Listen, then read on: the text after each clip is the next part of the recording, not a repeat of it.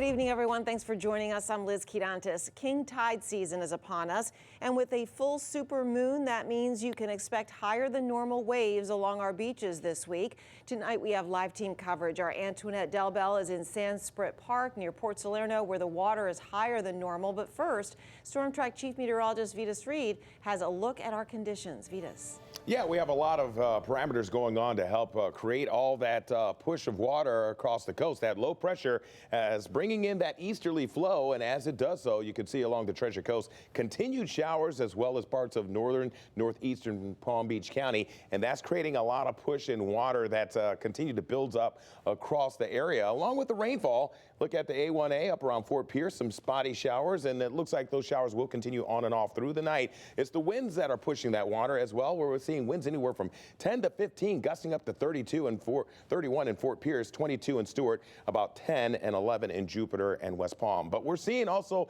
the October full moon, the harvest moon, and with that moon out there, it's creating also that larger, higher than normal tides, minor coastal flooding, and that's going to continue to be possible as we go through the next day. Coastal flood advisories are posted for the Treasure Coast and the Palm Beaches, and then also high rip current risks, dangerous swimming as we go through the next few days. So we do have a lot of activity out there. Antoinette Delbel is in Sansprit Park in Port Salerno with the latest. Annie? Yeah, Vitas, the water is higher than normal here. Just take a look at this boat dock, this boat ramp over here. Now, with these high tides all this week, flooding is possible in low-lying areas. Water covered Flagler Drive in West Palm Beach during this morning's rush hour. That means king tides are back, and coastal communities could see some minor flooding. Well, I always worry, but yeah, I'm hopeful. This week will bring some of the highest tides of the year, known as king tides. That happened during a new or full moon. And with tonight's supermoon, flooding becomes more likely, especially in low-lying areas. The tides are definitely higher with a full moon. Don Bigelow says he woke up to find his dock behind his Stuart home on the Treasure Coast underwater. My doggie doesn't like that because she likes to go fishing on the dock every morning, and she can't go on the dock when it's underwater. We've gone through a few king tides and hurricanes, and we're used to the high waters. King tide. Paul Hines manages shrimpers in Port Salerno near the St. Lucie Inlet.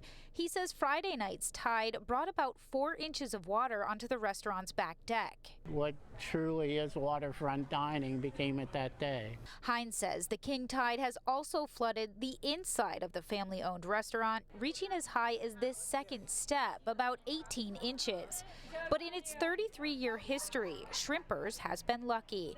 There's never been any major damage, and it hasn't affected the restaurant's bottom line. It might actually help us because people come out like yourselves to look at how high the tide will be, and it definitely gives them something to talk about. Now, the king tide lasts until Friday, and if you're in an area that easily floods, officials recommend keeping sandbags on hand, moving your car to higher ground, and bringing in the trash cans from the curb so they don't float away. We're live on the Treasure Coast. Antoinette Delbel, CBS 12 News.